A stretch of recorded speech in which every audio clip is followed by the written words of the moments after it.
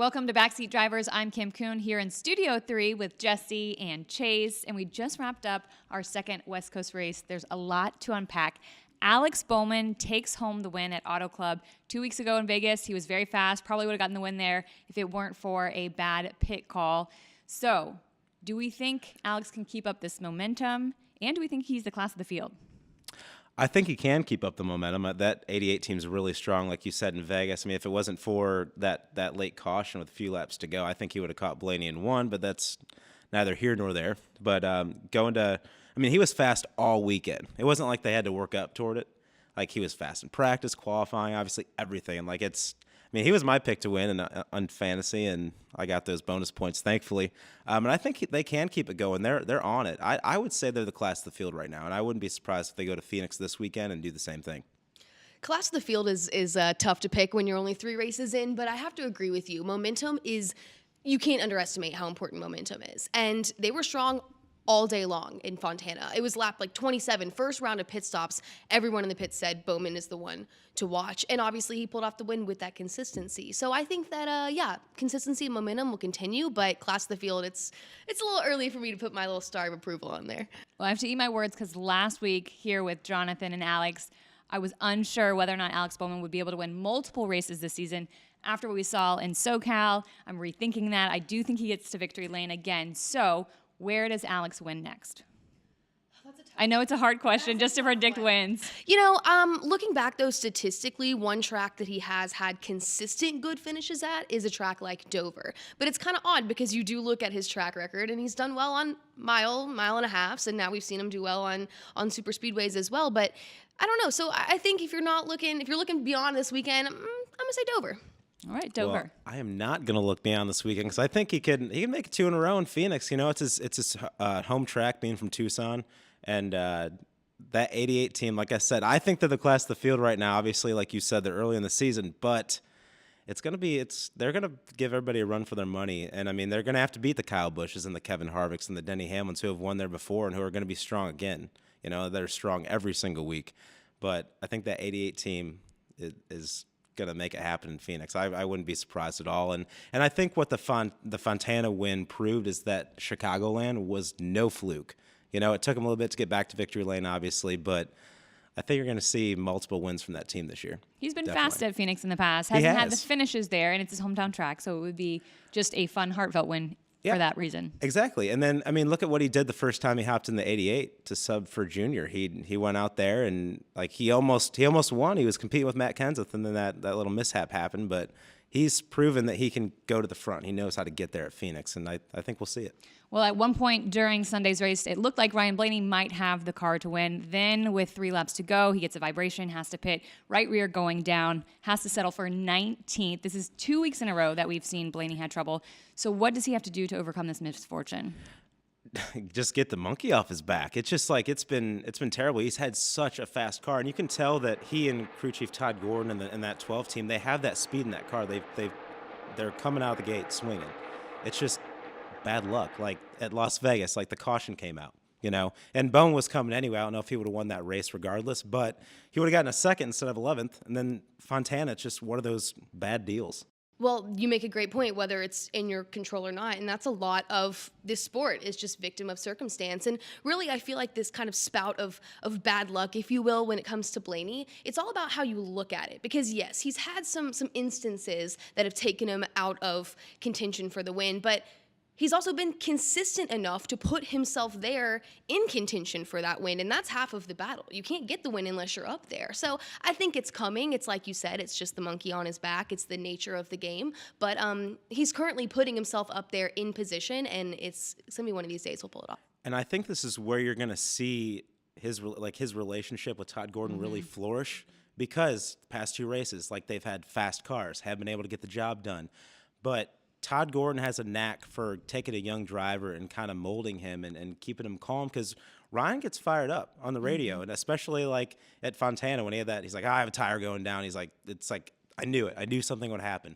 But I think Todd will kind of sit him down and calm him down and be like, hey, look, we're bringing fast cars to the track. Just we got to shake this bad luck, and then we'll be golden. So I think that's where we're really going to see their relationship go to the next level. Well, and I love that you mentioned Blaney as a young driver, because he absolutely is.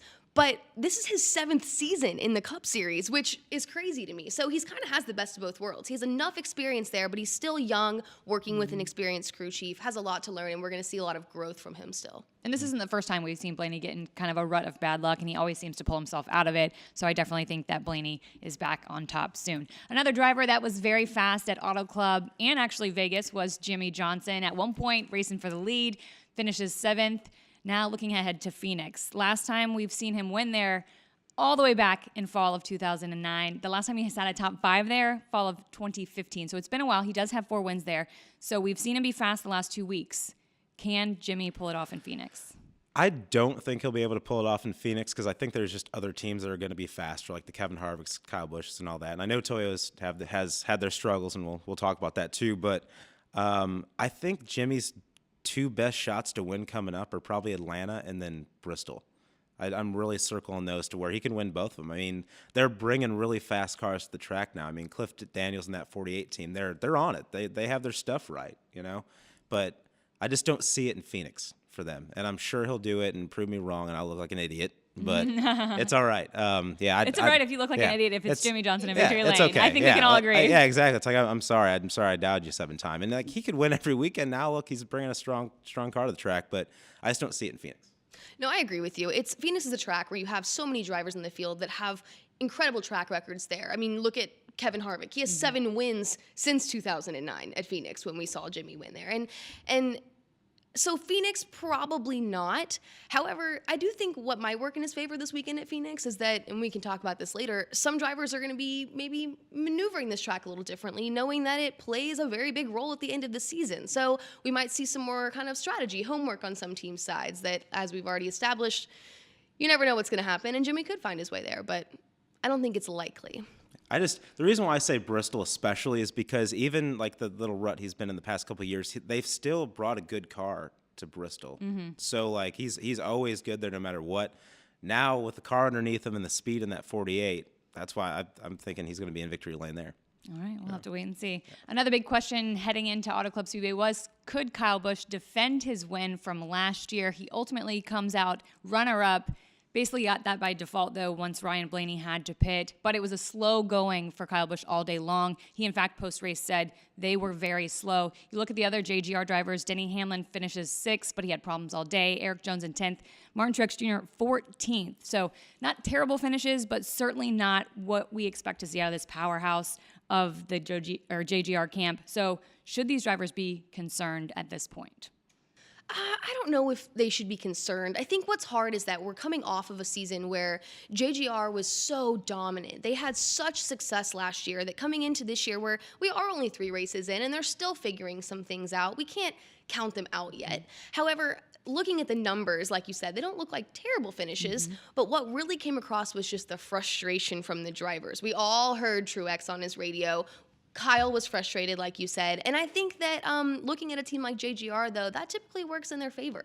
Kyle Busch, as an example, fuels off of frustration and that adrenaline. So I don't think I'm concerned for them. I don't think they should be concerned, but I do think we're going to see some tables turn over there with the amount of adrenaline that's building in those cars. We saw classic Kyle Busch finish 2nd, and he's still pissed. Yeah. Which is great. I love seeing it because it just goes to show you how much not only does he expect out of that 18 team, but even more so how much he expects out of himself. So like he knows that they're struggling a little bit, and I think they do have a little bit of reason to be concerned because I mean, not only are like the Penske camp they're really strong, but the Chevys have caught up. We wanted to wait and see after Vegas if this was for real. They go to Auto Club, it's for real. They're back. So there's. Compared to last year, there's even more cars that are competitive and will give them a run for their money for the win, and we're seeing that in the first couple of races. They'll catch up or do whatever they need to do. I mean, it's Joe Gibbs Racing and Toyota. They always find a way to get back to the front if they're struggling. But I think this is a little different because the Chevys are back and they're competing for the wins. Obviously, they're in victory lane now, and there's a little more parity. Yes, we're seeing different teams out front, exactly. Which is great for us and the race fans and everything. Not great for like a Kyle Busch who wants to win every single weekend, and they're a little behind right now for sure. All right. Well, let's look ahead at Phoenix Raceway. For the first time, we are going to be running the championship race at the 1 mile track come this fall. So drivers get a little preview this weekend about what to expect if they're running for a championship come November. And we've got a new short track package. So what can teams expect this weekend?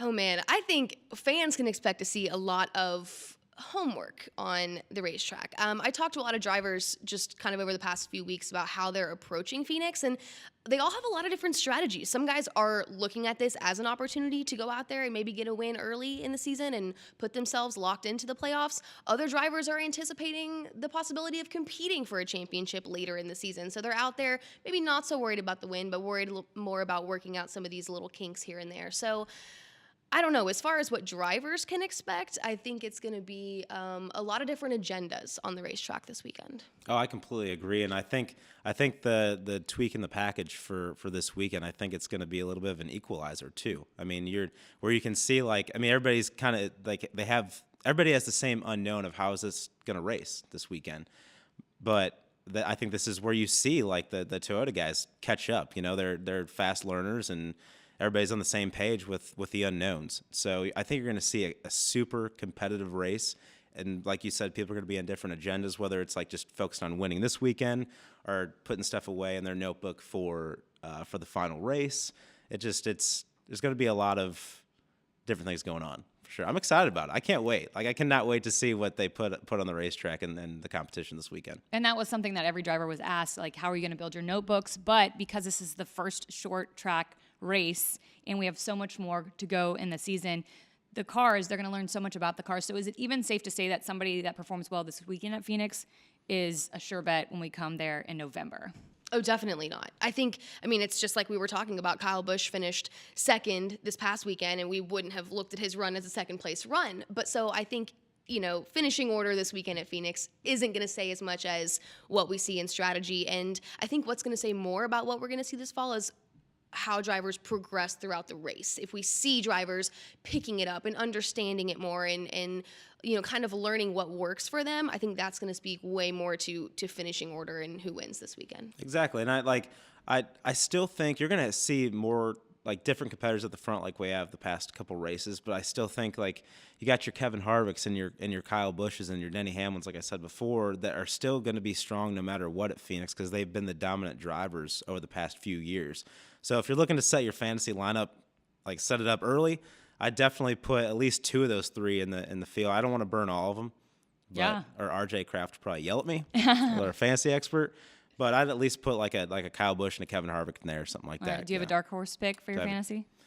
Ooh, dark horse. Maybe somebody that we wouldn't expect. Goodness. God,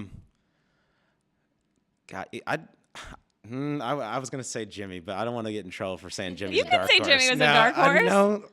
I said Kyle Larson was maybe a dark horse at Daytona and Yeah. Auto Club just because sometimes he isn't a closer. You know what? I'm going to do it. Alex Weaver and probably every NASCAR fan's going to yell at me, but Jimmy Johnson has the dark horse in Phoenix just because, like, there's so many unknowns, and we know he's fast now, but it's like I think that's a good dark horse. It's not one of his strongest tracks. Phoenix isn't like it's not the Dovers and the Bristols that we've seen. So I'll do that. 48 dark horse. All right. Sure. What are you looking at when you're setting up your fantasy? Well, I mentioned him earlier. Kevin Harvick is my guy going into this weekend. He has tremendous success at a track like Phoenix, and knowing that this is where they're going to have to race the championship, I think he wants to go out there and not only learn but prove himself and kind of put his stamp on that track before they go there later on in the season, whether he's racing for that championship or not. And kind of side funny thing is that I noticed his wife Delana said on Twitter that one of his children mentioned that they are frustrated that Phoenix is the